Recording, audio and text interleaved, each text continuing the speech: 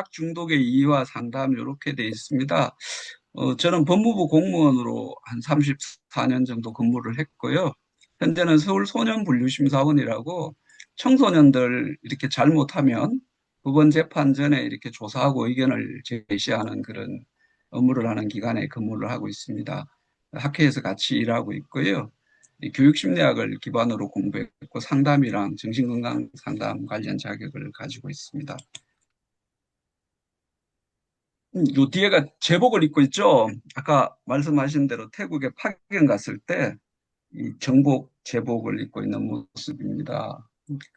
거기에서 이제 했던 부분들이 그 마약 관련 약물 국가안보 뭐 이런 식으로 해서 한 3년 정도 파견을 가 있었습니다. 그래서 저한테는 되게 좋았던 시간이었고요.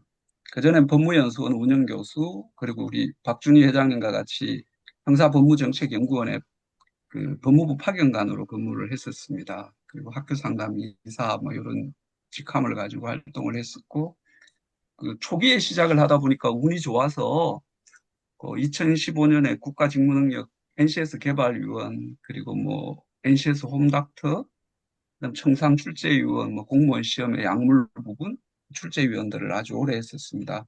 근데 최근에 이제 좀 좋았던 게 약물이나 마약에 관심이 너무 많아지니까 많은 분들이 그 전문가로서 활동하시게 돼가지고 처음에는 초기에는 되게 외롭고 뭐 별로 이렇게 선호하지 않는 자리였는데 지금 동역자들이 많이 늘어난 것 같아서 요즘 되게 감사하고 있습니다.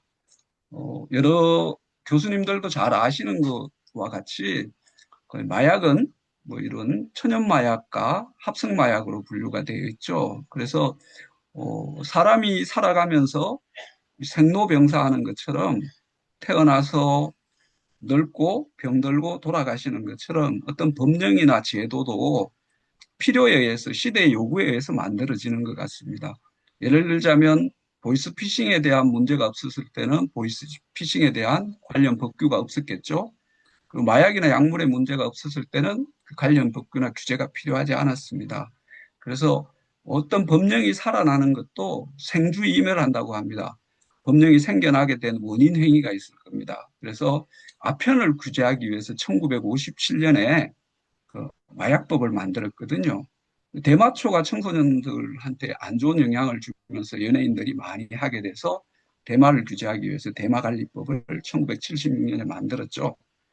그리고 이제 그 규제를 또 혼용하고 이런 문제가 되니까 그 마약으로 또 아편이나 다른 약물이 문제가 되자 1979년에 향정의약품관리법을 만들었어요.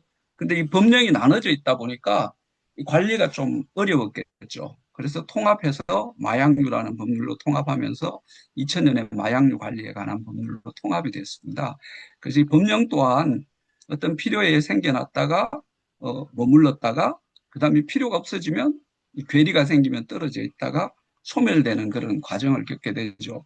근데 마약은 지금 항상 한참 크오르는 그런 법령에 해당한다고 생각을 합니다.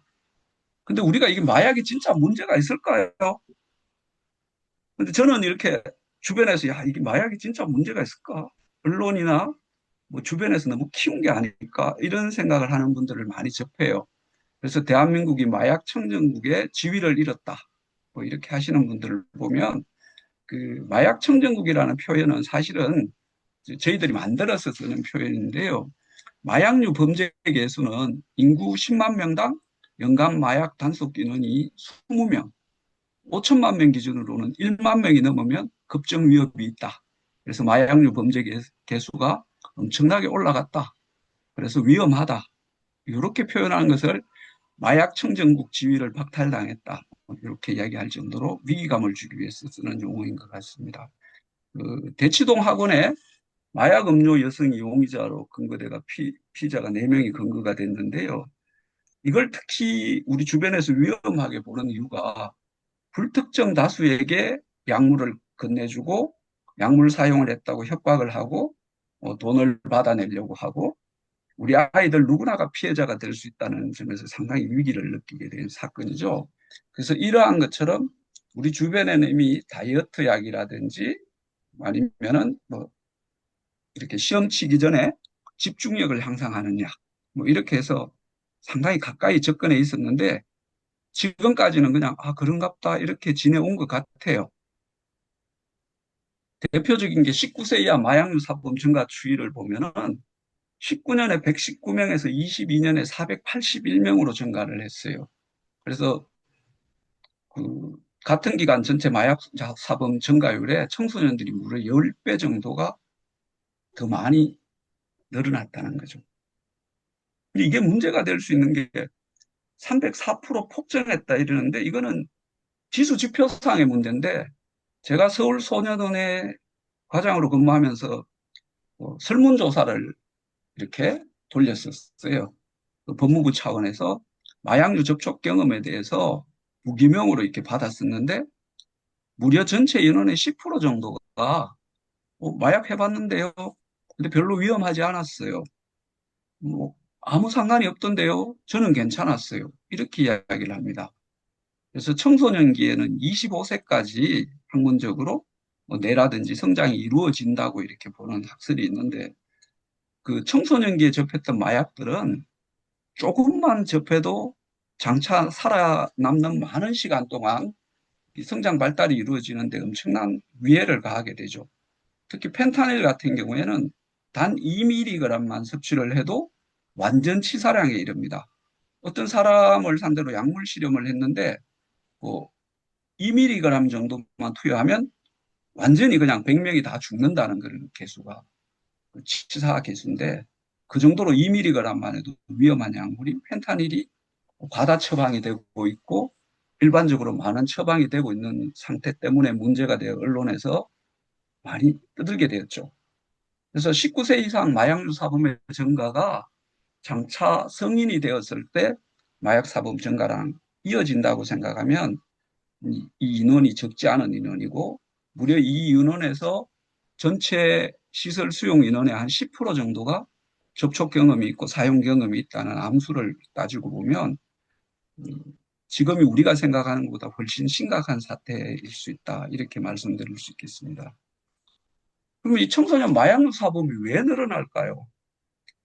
이 과거에는 우리가 살던 시절은 동네 할아버지들 다 알았어요. 그래서 엄하고 곰방 때만 때려도 담배 피우다가 피했죠. 누구 집 몇째 아들이라는 게 다 드러나기 때문에. 근데 지금은 인터넷을 이용해서 손쉬운 접근성을 가지고 있어요. 뭐 그냥 한 10번 정도만 검색하면 어, 내가 이걸 어떻게 사서 어떻게 이용하는 것까지 다 알려주거든요. 그래서 다크웹이나 SNS 등을 통해서 구매를 하면 그 익명성이나 검열 불가성 때문에 내가 별로 위험하고 죄의식을 느끼지 않고 쉽게 살 수가 있어요. 그래서 과거에 비해서 우리가 술이나 담배를 대면에서 배웠던 시절보다 훨씬 손쉽고 던지기 수법이라는 것을 통해서 그냥 던지면은 쉽게 받을 수 있고 꼬리 자르기가 가능해서 야, 이걸 별로 죄의식을 안 느끼고 접근하게 됩니다. 두 번째는 값이 되게 싸졌어요. 과거에 우리 영화에서 봤던 마약왕 뭐 이런 데는 되게 비쌌죠. 근데 지금 피자 한 판 값이 필로폰 1회 투약 정도 됩니다. 매수가 용이하고 거부감이나 죄책감 없이 그냥 손쉽게 사서 쓰거든요. 제가 태국에 있을 때 야바 같은 종류의 마약이 한 45% 정도 순도에 한 50밭 정도 했으니까 3, 55, 한 1,500원 정도 했어요. 한정에. 그때보다 훨씬 더 순도는 높고 뭐 손쉽게 구할 수 있는 그런 한국이 그런 사회가 된 거죠. 그다음에 이제 세 번째는 전영실 박사님이나 형정원에서 많은 논문에서도 발표했듯이 청소년기는 또래 문화에 쉽게 동화되고 그 따라하고 그렇습니다. 그래서 수용 유통의 촉매자가 됩니다. 이거 해봤는데 괜찮았어. 불같이 번지게 되죠. 그다음에 이제 마약류 의약품의 중복 가다 처방 요구가 어릴수록 더 많았어요. 써보니까 좋아서 직간접 경험이 저연령일수록 높다는 거죠. 그래서 단 한두 번 투약만으로도 중독에 이를 수 있어서 성인에 비해서 훨씬 심각성이 높습니다. 그래서 마약류 범죄의 특징은 내가 곧 가해자이면서 피해자인 범죄인 거죠. 그래서 본인은 물론 가족들이나 국가 사회 전체에 엄청난 파장을 미칠 수 있어서 중국 같은 경우에는 과거 아편정전이나 이런 걸 경험하면서 그냥 사형 제도를 존치하고 있고 태국도 과거에 할머니들 그냥 단체 관광 공짜로 시켜주는데 아들한테 라면 한 박스 전해주세요. 이렇게 해가지고 박스로 가져오다가 구속된 분들이 태국 교정 당국에 수용돼 있어서 영사 근무를 하는 선배님들이 한 달에 한 번씩 의무적으로 방문을 했던 시절도 있었습니다. 그럴 정도로 아주 관대하지 않은 엄정한 정책 집행을 하고 있는 거죠. 그리고 마지막으로 제가 문제를 삼는 것은 체계적인 교육 프로그램이 부재하다는 겁니다. 예를 들어 A라는 사람이 암을 걸리게 되면 이 사람에 대해 암에 대해서 전반적으로 조사를 하죠. 병원에 가면 문진표라는 거 작성해서 생활 습관부터 시작해가지고 체계적으로 분석해서 CT나 MRI를 통해서 어느 부위에서 얼마나 퍼졌는지 조사를 해요. 근데 우리는 마약류 관련 통계가 이렇게 이야기 드리면 법무부 공식적 견해와 관계가 없습니다. 대검이나 뭐 법무연수원의 견해와도 무관합니다. 이건 제 견해이기 때문에 어, 통계가 잘 관리되지 않는다. 예를 들면 마약을 판매하는 사람, 유통, 촉진, 제조, 배달 이 전반적으로 같이 처벌돼 가지고 모수 자체가 아주 순수하게 특정 마약만 사용한 계층을 분류하기가 좀 어려워요.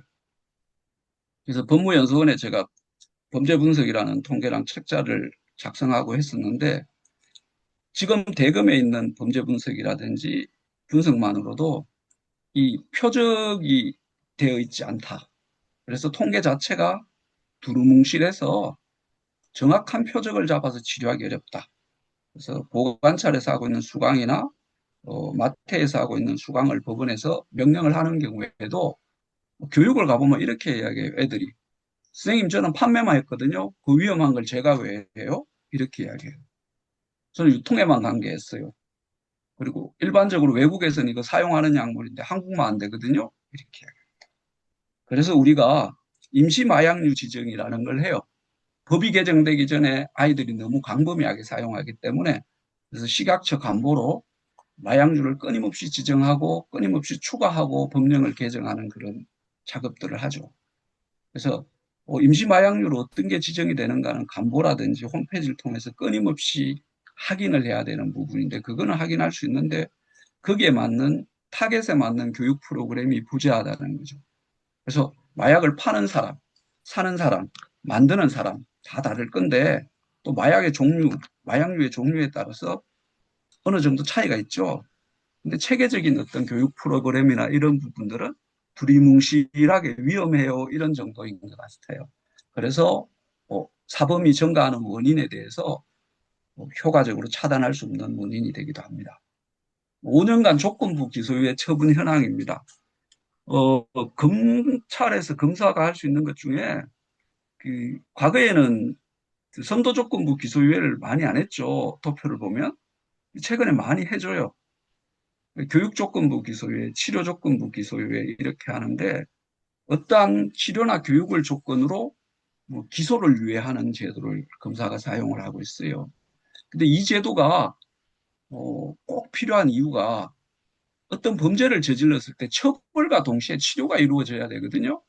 그래서 치료가 없는 처벌은 법의식이 부재해가지고 문제가 되는 것보다 어떻게 했어요? 치료에만 중점해가지고 내보내주다 보면 처벌이 안 이루어지죠. 그럼 유아적 효력이 떨어지겠죠. 처벌과 치료가 어느 정도 균형을 이룬 선상에서 교육이 이루어져야 되는데 그게 검사가 할 수 있는 것 중에서 뭐뭇을 조건으로 기소를 유예하는 제도들이거든요. 이 제도의 특징은 먼저 혐의를 인정해야 돼요. 내가 마약을 사용했어요. 두 번째는 이러이러한 경로로 유튜브 보고 뭐 너튜브에서 해서 어느 사이트에 해서 뭐 돈은 뭐뭐로 지급을 했어요라든지 구체적인 부분. 그다음 단약 의지. 저 꼭 마약 단약하고 싶어요라고 이야기하는 것. 그리고 계속되는 처벌이나 그걸 봐줬는데도 불구하고 상습 투약이 아닌 경우. 이런 고객을 대상으로 조건부 기소유예 처분이라는 걸 해요. 그래서 19세 미만과 성인이 이렇게 나눠져 있는데 이 도표를 보시면 좀 더 구체적으로 알 수가 있죠.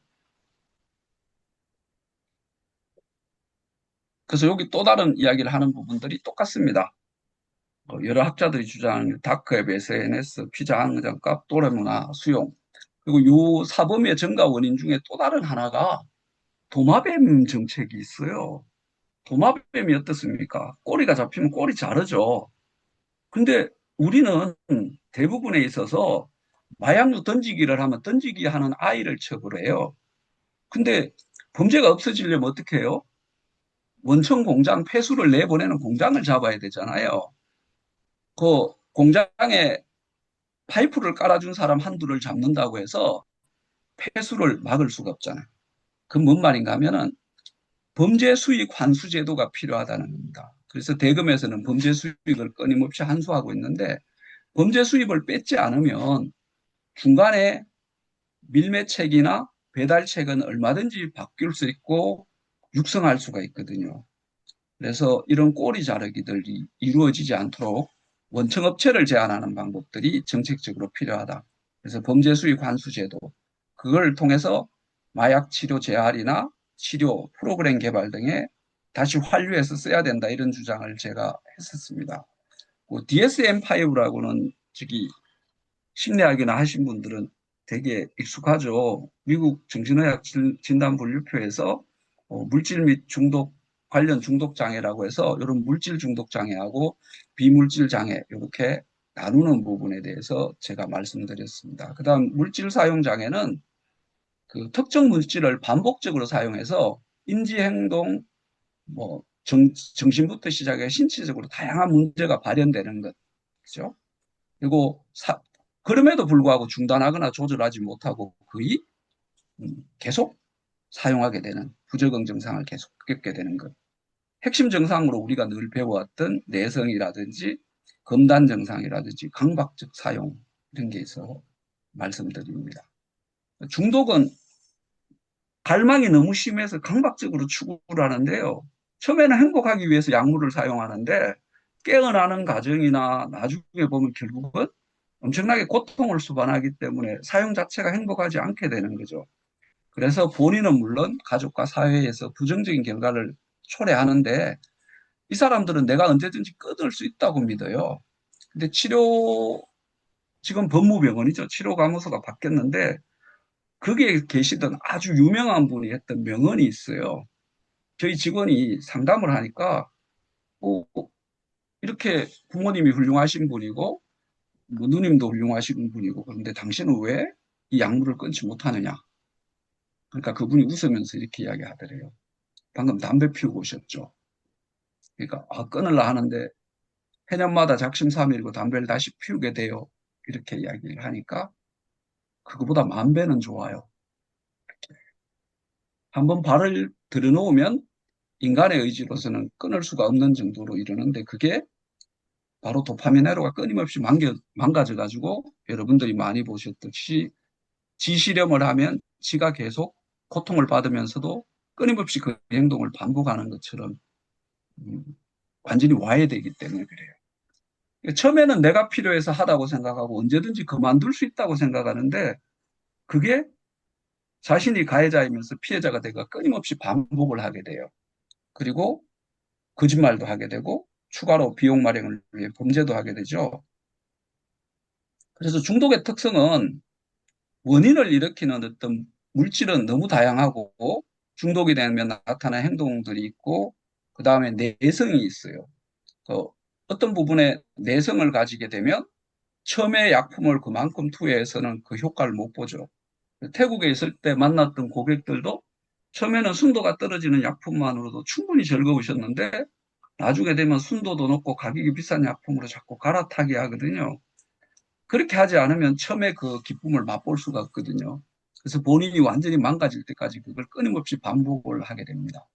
그래서 중독 물질을 혹시나 멈추게 되면 금단 증상이라는 증상이 나타나서 엄청나게 괴로워지고 강화를 통해 지속하게 됩니다.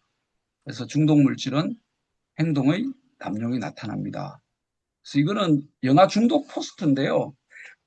너무 잘 표현한 것 같아요. 미치도록 그리웠고 미치도록 그릴 만큼 갈망이 있고요. 죽을 만큼 사랑했어요. 의존성이 있어요. 그 다음에 그 무엇도 두렵지 않은 거예요. 우리 고객들 중에서 옛날에 제임스라 불리는 고객들이 있어요. 제임스는 그때 본드예요, 본드. 제임스 본드라 해서 직원들이, 아, 쟤 뭐야? 쟤 제임스인데요. 이렇게 이야기. 그러면 이제 그 본드 사범인 거예요. 근데 이 제임스들이 어느 날 없어졌어요. 왜 없어졌을까요? 제임스들이 갑자기 착해졌을까요? 제임스가 없어진 데는 인천가정법원의 문선주 판사님하고 법원에서 엄청 노력을 해가지고 법령을 개정했어요. 본드의 접착력은 그대로 살리고 돈이 들더라도 환각을 없앴어요. 소용량 판매를 어느 정도 제한을 했습니다. 그렇게 하다 보니까 우리 고객들이 본드를 사가지고 아무리 해도 봉투에 넣고 불어봐도 코에 쩍쩍 들어붙기만 하고 기쁘지 않은 거예요. 그러니까 이 본드를 할까요, 안 할까요? 부탄이나 다른 대용 약품으로 풍선 효과 때문에 갈아타기를 하게 됩니다. 그래서 중독에 있어서 가장 중요한 것은 항암에 있어서 표적 치료를 하는 것처럼 어떠한 대상에 대해서 단위 약물에 대해서 적정하게 분석하고 그게 대응책을 마련하는 표적 항암 치료가 필요합니다. 그러나 우리는 지금 준 전문가들이 너무 난립해가지고 저 중독 교육 전문가예요. 그러니까 모든 학회에서 중독 자격증을 만들어서 그냥 두리뭉실하게 여기저기 나가고 있어요. 이 나가게 된 중요한 이유가 있어요. 규정이 좀 바뀌어서 그런데요. 이따가 또 보시겠습니다. 그래서 물질 사용 장애에 대해서 아까 이야기 드린 것처럼 말씀을 드렸고요. 중독에 몇 가지 카테고리가 있어요. 우리가 늘 사용하는 술, 담배, 커피, 일상적으로 구입 가능하고 흔히 이용하는 것, 그다음에 약물 종류, 진정, 체면, 항불안제, 진통제계예요. 그래서 애들이 셔틀 시켰어요. 진해 그담제 전교생한테 사오라 해서 몰빵으로 드시고 이렇게 했어요. 흡입제 계통, 마약류 계통이 있고 합성 마약류가 있어요. 근데 우리가 술, 담배, 커피에 있어서 법령이 되게 중요한 것 같아요. 이 법령이 생기기 전에는요, 할아버지가 사오라 해서 저도 막걸리 심부름 많이 했거든요. 근데 지금 막걸리 심부름 막 가면 줍니까, 안 줍니까? 제가 명절 선물 산다고 와인 사러 갔는데 계산하려니까 계산이 안 돼서 자동 계산대에서 누가 와서 삑 찍어주고 성인 인정 찍어주니까 계산하고 가져 나올 수 있었거든요. 그래서 법령으로 제한하는 것, 담배 판매 연령을 제한하는 것. 그래서 이런 부분에서 접근성을 어렵게 하는 것, 단계적으로 제약을 가하는 것. 이런 부분들이 어, 한번 이렇게 계도를 하는 것보다 100번 계도를 하는 것보다 훨씬 효과적으로 확산을 방지할 수 있습니다. 그래서 예방에 있어서 중요한 것들은 정책 당국자들이 지금의 현황을 잘 깨닫고 적절한 법령으로서 제한할 수 있는 다양한 정책을 만들어가는 것. 되게 중요한 일입니다. 그리고 펜타닐 같은 경우에는 의사들이 공식적으로 처방을 해가지고 어마어마하게 그 지급이 되고 있어요. 근데 옛날에 그 모 연예인이 잡혔죠. 마약류 많이 써가지고. 그죠? 근데 그 림스라는 프로그램이 만들어져 가지고 과거에는 자기 돈 주고 자기가 한 거는 전체 통계에서 안 잡혔어요. 근데 마약류 관련 약품을 고기원이라는 사람이 전국 어디에서 사용하든지 총수로 못으로 잡혀요. 그래서 이게 지나치다 싶으면 그 블랙리스트에 올라가는 식으로 올라가서 조사를 받게 돼요. 그러니까 이 프로그램이 마약 사범을 잡아내는 거죠. 그래서 많은 돈을 들이고 연구하고 프로그램을 만드는 정책 당국자의 역할도 되게 중요합니다. 그다음 합성 마약류예요. 보통 우리가 복용하는 아스피린은 과거에 초기에 합성돼 가지고 엄청나게 지금 심장병 예방 제재로도 사용되죠. 저는 학부에서 화학을 전공했습니다. 케미스트리 전공했는데 그 합성 마약류는요 일반 의약품과 달라요. 예를 들어서 우리 변성훈 교수님이 사람이 먹어서 남는 치료제를 만든다면 동물 실험 임상수용 거치가 굉장히 빡신 절차를 거쳐가지고 약물을 만들어서 보급하게 될 거예요. 근데 마약은 어때요? 내가 먹는 게 아닌 거예요. 잘 만들어서 효과 뻑가게 해가지고 빨리 팔고 저가에 파는 거.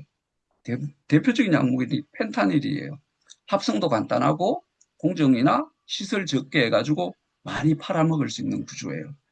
그래서 미국이 위기에 빠질 정도로 한 방에 무너진 이 합성 마약류가 사람을 낚기 위해서도 아니고 내가 먹는 것도 아니잖아요. 그렇게 보니까 세게 하다 보니까 약성이나 이런 부분의 퍼센트들을 기본 약물이 가지고 있는 기본적인 룰들을 지키지 않고 되게 세고 강력하게 만들어지는 게 목표예요. 그리고 빨리 해가지고 많이 파는 것. 자본주의의 이득을 취득하는 것. 소규모 공정으로 여러 군데 하니까 가그같이 대규모 공정이나 마피아들이 필요로 하지 않고 던지기나 뭐 가상화폐 등으로 결제를 하기 때문에 단속은 더 어려워지죠. 그래서 이런 특징들을 가지고 있습니다. 세계보건기구에서 마약을 이렇게 정의를 합니다. 욕구가 강제적일 정도로 강하다. 습관적이죠. 약물이 점차 양을 증가해도 그만큼의 기쁨을 맛볼 수 없는 부분이 내성이고요. 중단하면은 견디기 힘들 정도의 증상들이 나타나죠. 담배만 끊어도 이렇게 상당히 힘들어하는 그런 게 있죠. 저는 술, 담배를 안 합니다. 과거부터 안 한 게 아니고 절교했었고요. 담배도 두 갑이나 피웠어요. 근데 의사가 더 하면 죽는다 하니까 끊어지더라고요. 근데 우리 마약 중독 환자들이 폐쇄병동에 입원하면 있잖아요. 머리에 있는 회로가 달라져요. 아, 여기서 못 구한다. 그래서 강제적으로 단약을 하는데 내 의지로 단약했다 생각해요. 근데 밖에 나오면 그 유혹을 보면은 한 만 배의 기쁨을 느껴요. 완전 치료돼 가지고 의료기관에 취업한 사람이 자기 회고를 썼어요. 옛날에 했던 그 약물을 의료기관에서 보는 순간 자기가 완전히 무너지더래요. 자기는 완치됐다고 생각하는데도. 그래서 이럴 정도로 금단 증상이나 뭐 욕구가 어마어마한 거죠.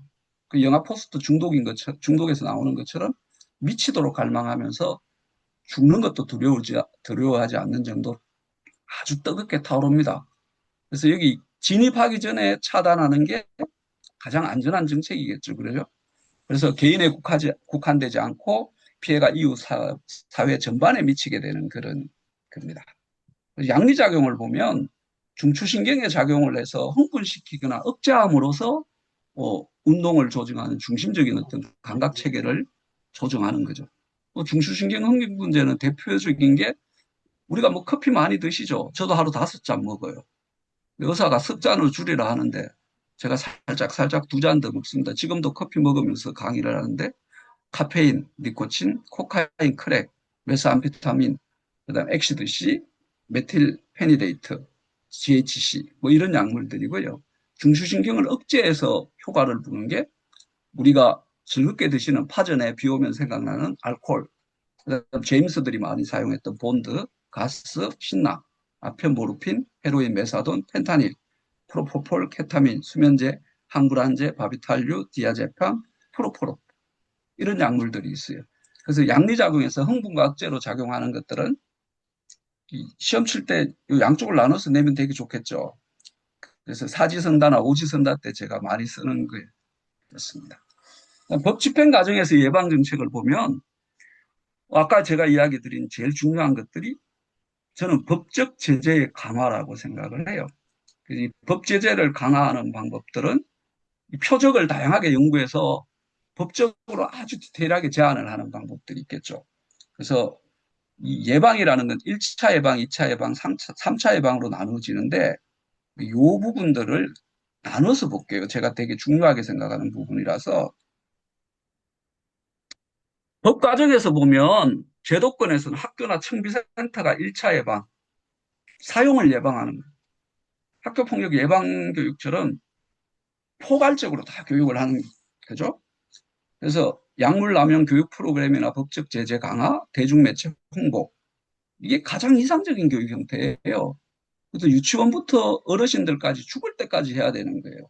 그 어르신들 약물 사용이 늘어나는 이유가 혼자 외롭고 슬프거든요. 그래서 약물이나 오남용이나 의존해서 많이 사용해가지고 거의 시골의 어르신들 같은 경우에는 뭐 판코레이 같은 거 박스로 사놓고 수시로 드셔도 그죠? 근데 이제 한 80, 90 되고 나면은 또 이렇게 이야기 하시더라고요. 아, 먹고 아프고 돌아가시는 거나 기쁘게 먹고 돌아가시는 거나 똑같다. 뭐 이렇게도 이야기 하시는데 그 정도로 우리나라는 약물을 이렇게 되게 다양한 종류를 본인이 섞어서 뭐 심지어는 아스피린부터 해가 계열별로 다 섞어가지고 다 드시는 것 같아요. 타이레놀부터 시작해가 판코레이까지 합성으로. 그다음 이제 9차 사회관계 장관회의 때 이 마약에 대한 관심이 높아진 이유가 있어요. 문제도 문제지만 그 연간 약물 교육 시간을 최소 시간 규정을 했어요. 유치원 초등학교 5시간, 중학교 6시간, 고등학교 7시간. 그래서 제2차 한국 학생 정신건강 기본계획에서 28년까지 그거 그대로 하기로 했어요. 그러니까 학교에서 이렇게 수요가 있으니까 뭐 너도 나도 전문가가 돼가지고 지난번에 중곡동에 있는 국립정신병원 지금은 이제 정신건강 기관으로 바뀌었죠. 거기 가서 조승남 교수님하고 뭐 몇몇 모임이 있어서 갔었는데 아주 많은 분들이 참석해서 뭐 추가 신청을 안 받았다 하더라고요. 그럴 정도로 많은 사람들이 사진 찍고 가서 그 사진 가지고 자기 강의 프로필에 넣어서 뭐 즐겁게 사용하고 이럴 정도로 뭐 각광받기에 이르렀는데 이 부분들이 바로 이런 규정의 변화 그리고 강의 시간을 배정받을 수 있는 것들 이런 부분들이 장점도 있지만 검증되지 않는 많은 준전문가들이 나가게 돼서 설건드리고 이렇게 종결하게 되면 오히려 사회적으로는 그 부정적인 효과도 있을 수 있겠다 이런 조금의 우려를 해요.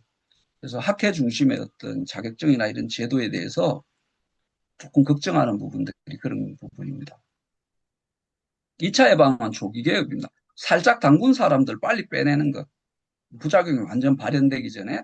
그래서 우리 고객들은 100명 중에 10명이 저 해봤는데 괜찮아요. 이렇게 하는 고객들 표적 치료해야 된다고 생각을 합니다. 소년분류심사원, 소년원 구치소, 교도소 고객들인데 살짝 발을 담궜는데 남용 원인을 차단하고 스트레스 감소와 대처 능력을 향상시켜서 생활 능력을 위한 상담 치료, 피해를 회복하거나 줄이는 것. 그래서 1차 예방의 대상자들은 보통 상담자가 할 수 있는데 2차 예방부터는 심리 치료자들의 개입이 필요하고요.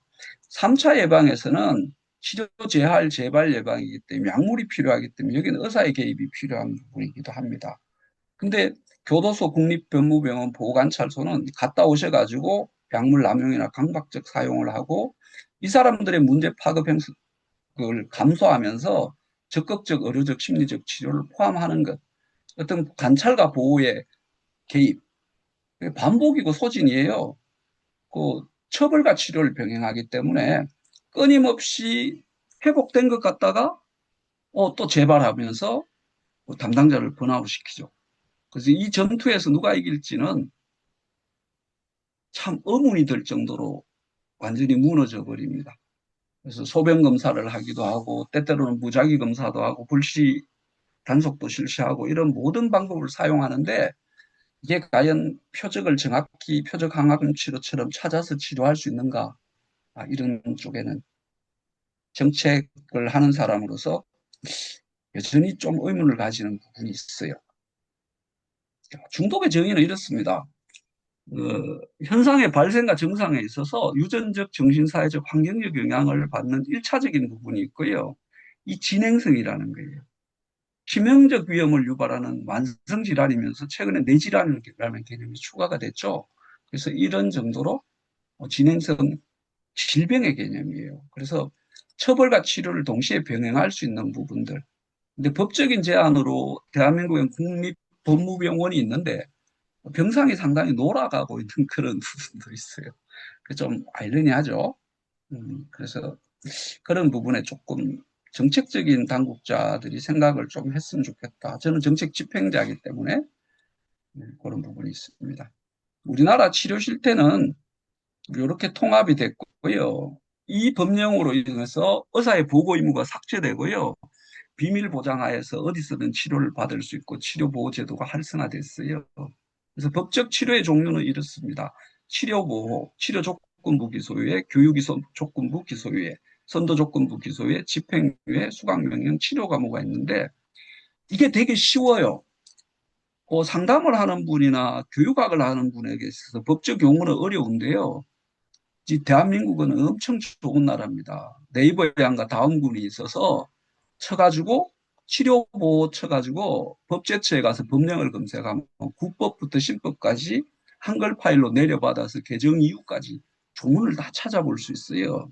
그래서 아까 이야기 드린 것처럼 살아있는 모든 생명은 생로병사하지만 법령이나 제도는 생주이멸하죠. 필요에 의해서 생겨나서 필요가 존속하는 동안 주했다가 머물렀다가 괴리가 생기면 이격이 생겨서 이했다가 그다음 소멸이 되거든요. 그 신법으로 바뀌게 되죠. 그 말은 뭔가 하면 우리가 과거의 법전을 책으로 봐서는 좋은 강의안을 만들 수 없고 대응을 못해요. 그래서 저희 같이 법령을 전공하는 사람도 법제처에 가서 그몇 달에 한 번씩 새로 다운받거나 모법을 찾아보는 이유가 법령도 끊임없이 생주이멸하기 때문에 그러거든요. 그래서 치료 실태를 보려면 용어가 좀 이상하다.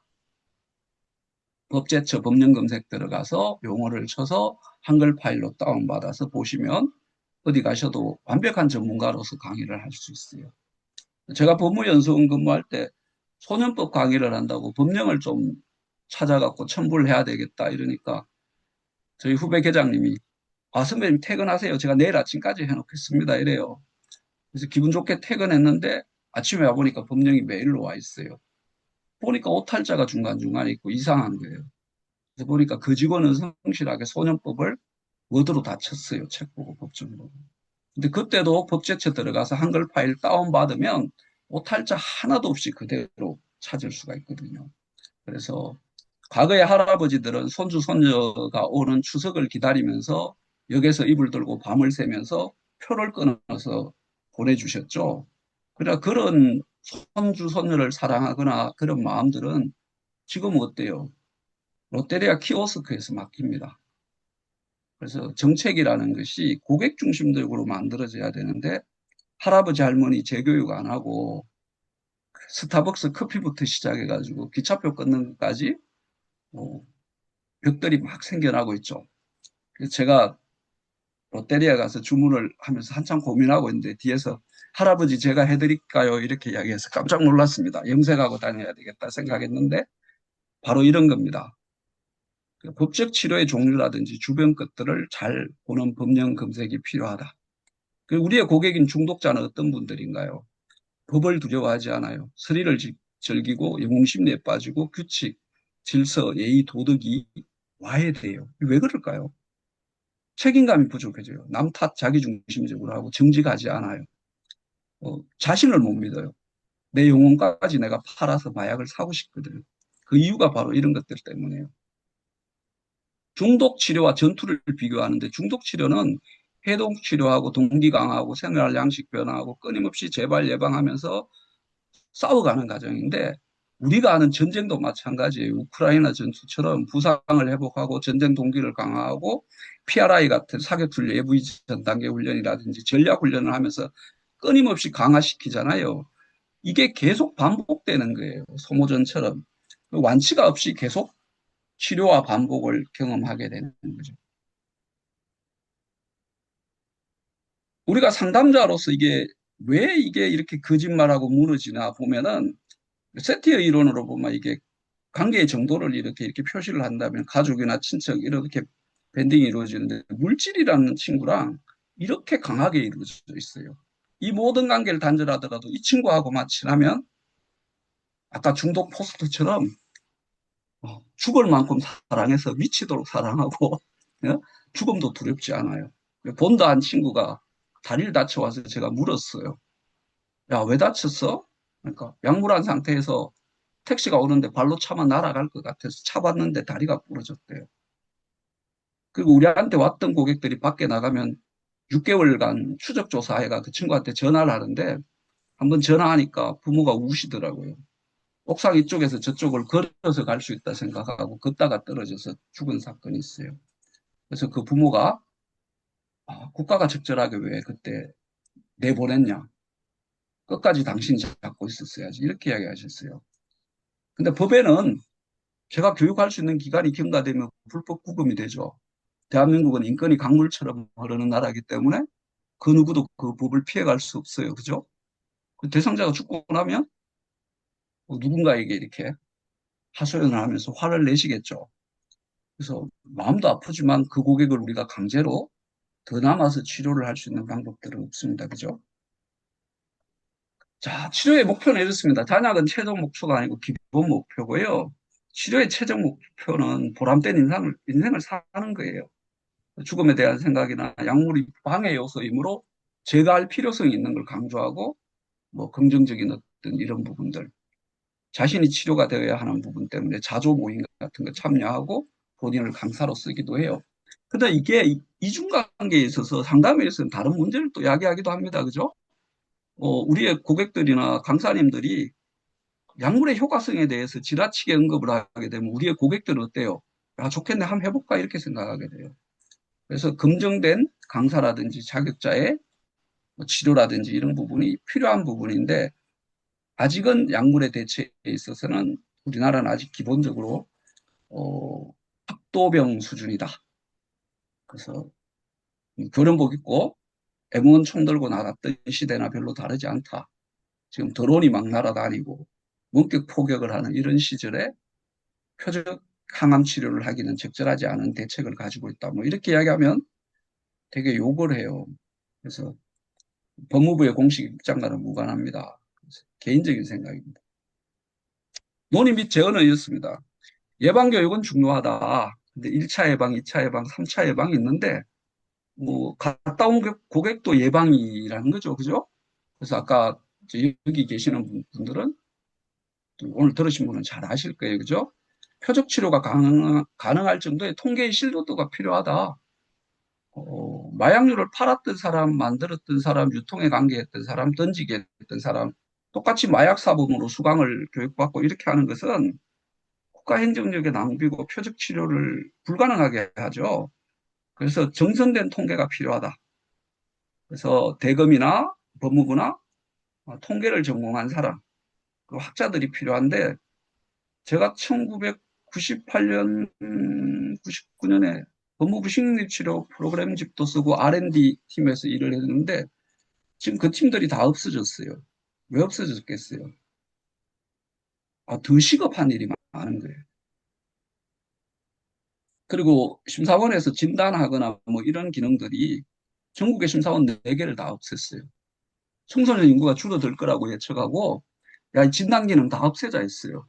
근데 그 인원이 어디로 갔냐면 전자발찌 쪽으로 갔어요. 이 발찌만 차면 사회가 안전할 거라는. 제가 생각하는 거는 전자발찌는 응급치료실이에요. 응급실인데 건강해지려면 뭐부터 해야 돼요? 건강진단할 때 문진표 잘 써야 돼요. 그죠? 그리고 식이요법 해야 되고 뭐 식사라든지 이런 거. 그래서 초기 비행부터 관리를 하는 시스템부터 어, 교도소에 갔다 오신 3차 예방 대상자인 고객까지 케어할 수 있는 거예요. 각 분야의 전문성을 키울 수 있는 거예요. 그래서 R&D라든지 이런 기능들이 되게 중요해요. 국가가 위기에 처하면 제일 먼저 없애는 게 연수원이거든요. 연수원 인원을 줄여요.